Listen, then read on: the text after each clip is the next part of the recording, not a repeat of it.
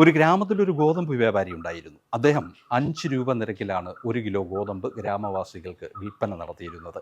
കുറേ നാൾ വിൽപ്പന നടത്തിയപ്പോൾ അദ്ദേഹത്തിന് തോന്നി 1 കിലോ ഗോതമ്പ് 10 രൂപയാക്കണം, എങ്കിലേ കുറച്ചും കൂടി ലാഭം കിട്ടുകയുള്ളൂ എന്ന്. പക്ഷേ അതിന് ആ രാജ്യത്തെ രാജാവിൻ്റെ അംഗീകാരം വേണം. വ്യാപാരി രാജാവിനെ മുഖം കാണിച്ചു, തൻ്റെ അവസ്ഥകളൊക്കെ പറഞ്ഞു.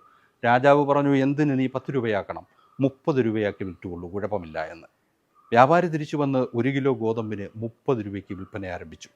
ആ ഗ്രാമത്തിലെ പാവപ്പെട്ട ജനങ്ങളെല്ലാം വല്ലാതെ ദുരിതത്തിലായി. അവർ രാജാവിനെ കാണുവാൻ തീരുമാനിച്ചു.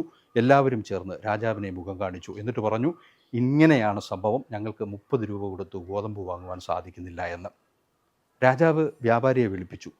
എന്നിട്ട് പറഞ്ഞു, നിനക്ക് ഇപ്പോൾ കൊടുക്കുന്നതിൽ നിന്ന് പകുതി വിലയ്ക്ക് ഗോതമ്പ് കൊടുക്കുവാൻ സാധിക്കുമെങ്കിൽ മാത്രം ബിസിനസ് ചെയ്താൽ മതി, അല്ലെങ്കിൽ ഈ രാജ്യം തന്നെ വിട്ടുപോയിക്കൊള്ളണമെന്ന്. വ്യാപാരി സന്തോഷത്തോടു കൂടി രാജാവിൻ്റെ ഉത്തരവ് സ്വീകരിച്ചു.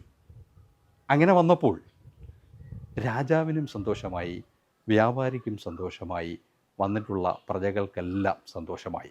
പ്രശ്നം രമ്യതയിൽ പരിഹരിക്കുകയും ചെയ്തു.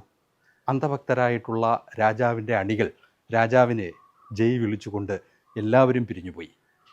വ്യാപാരി 5 രൂപയ്ക്ക് വിറ്റിരുന്ന ഗോതമ്പ് 15 രൂപയ്ക്ക് വിൽക്കുവാൻ സാധിച്ചതിലുള്ള സന്തോഷത്തിൽ വളരെ സന്തോഷത്തോടു കൂടി വ്യാപാരം ചെയ്യുകയും ചെയ്തു.